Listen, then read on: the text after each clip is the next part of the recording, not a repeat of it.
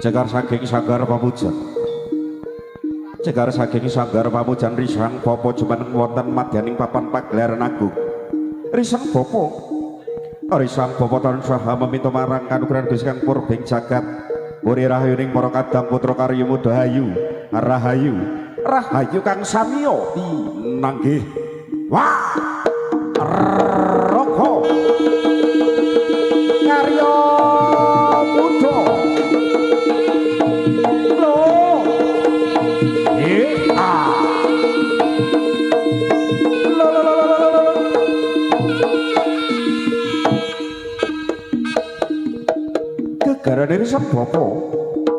Gegara dari sang bapa salapating adek nutupi babahan hawa sanga amata aji panca indriya amandeng pucuk ing grana kang tansah maminta marang kanugrahan Gusti Kang purbing jagat amrikal sing para putra-putra kang sami makare rahayu kang sami pinanggih wah raga karya muda.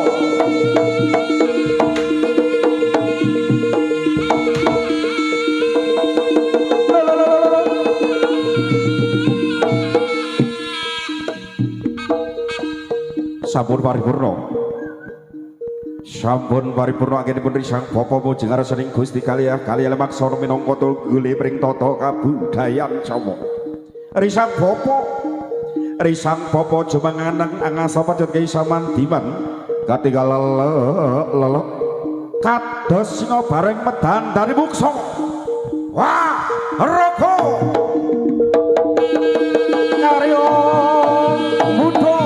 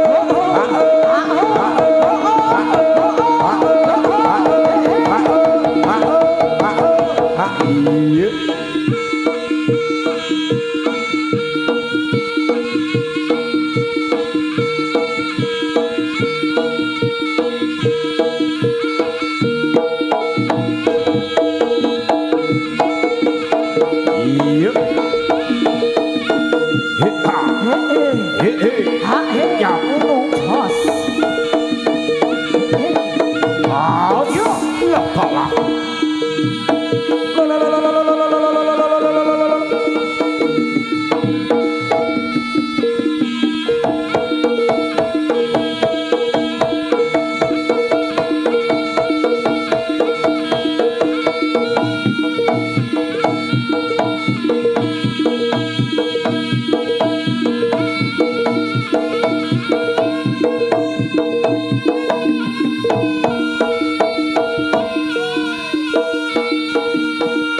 Kalau negara bagus tok nekate katik dan tok nekate pasang hati kabisaran mungkir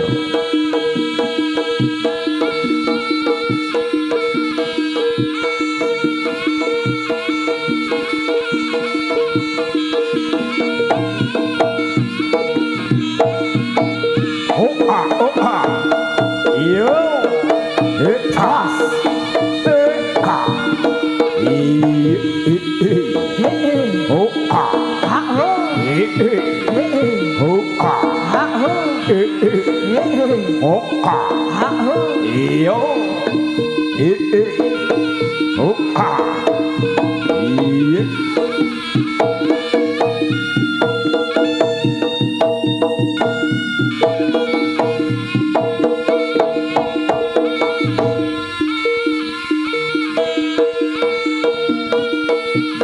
ketinggal bagus pas sore kados sarate pas bagus permadi candranipun para kadang karya muda titih terong raso busana anggambarkan para prajurit saking Kadipaten Batarangin inggih menika prajurit Prabu Klono Sewandana ing rikala sematan dipun utus sami lumampah tumuju wonten ing Kadipaten Kediri sak perluhan kamar putri Kedrian jejuluk dening Kusmaning Dewi saka langit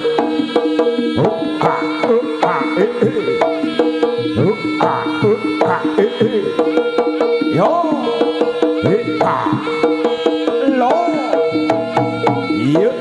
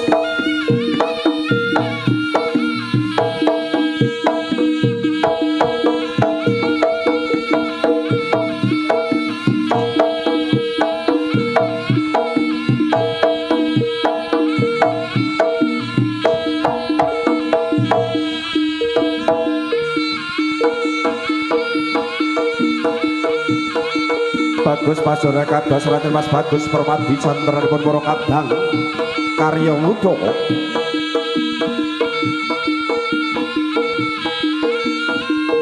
segrak lampanya para kadang kena dayaning pejet kaya samadhi maning yang dirasani sang bomo lo yo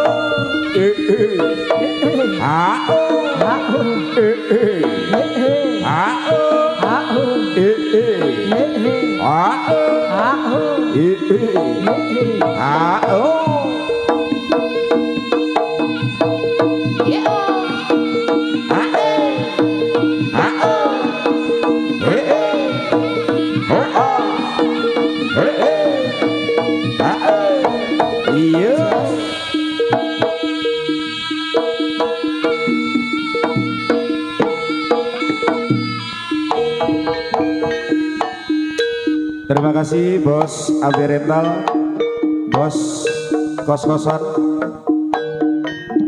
Bapak Angga Burane yang sudah berbagi rezeki kepada para putra-putra karya muda. Semoga rezeki panjenengan diganti dan dilipat gandakan oleh Allah Subhanahu wa taala. Amin. Allahumma amin. Amin.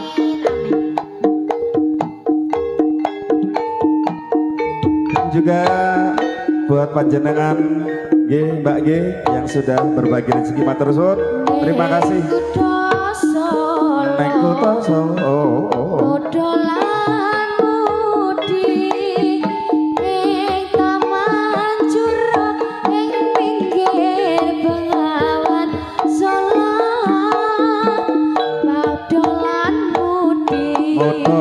Mudi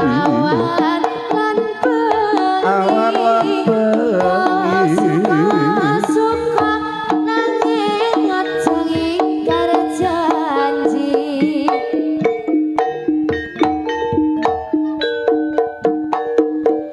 cahyaning bulan kerajang merujuk ing jemara angin kang teka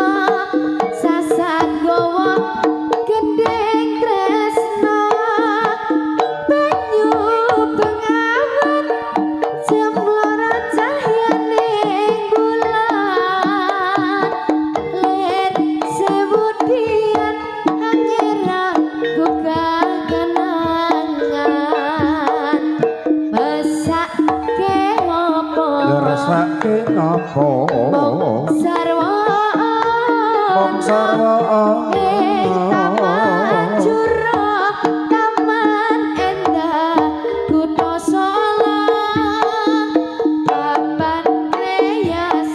papan kreasi modolan mudi tua belinge aja nganti lali.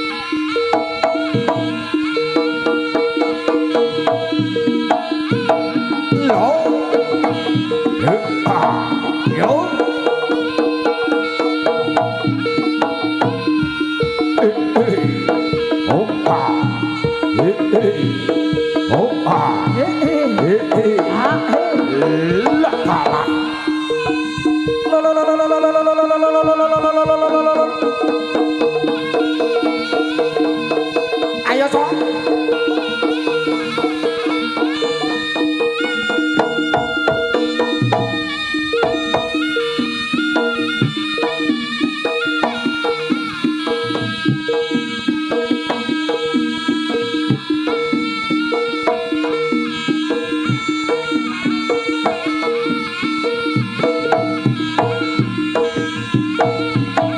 Opa!